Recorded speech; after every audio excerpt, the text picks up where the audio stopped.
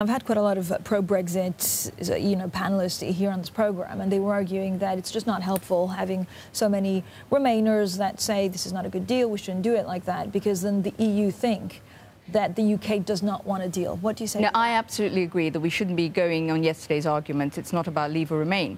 But our government, we have to negotiate and ask for something. And I actually think, as the sixth largest economy, we should be bold and ask for things. We should be asking for reforms. We should be asking for the best deal we can get. And that's what's so puzzling to me, that we don't seem to be going with any real meaty suggestions of what it is we want. We go with building bridges and just fantasy. But this is what you mean for the UK economy, to kind of have a template to say, right, in 5 years, this is the economy that I want. No, I think it's us to go and say, this is the sort of deal we want. We don't want Canada. We don't want Norway. We are you rely on our financial services. You rely on us in these areas. So be bold. And that's what I think the government have failed to do. They have failed to be bold. It's not about remain or leave anymore, but it's the incompetence with which this is being dealt with that's so worrying. And the fact that we really don't have much time.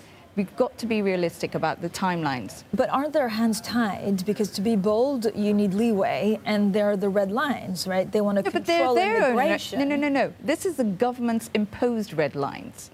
So what they have to do is go and negotiate, rather than saying we're not going to negotiate. They've put dates in the sand, they've put red lines that are imposed by them, and they're the ones who are being inflexible. I believe that if we went and we were bold in what we were asking for, that the EU would be influenced. I think we should be asking for reform on fisheries. We should be asking for them to look at, as Merkel has said, look at what we do with immigration. We should be looking at budgetary reforms. We should be looking at more transparency when it comes to lobbyists. We could be much bolder in what we're asking the EU to reform. And if they do that, then I think we should consider our position.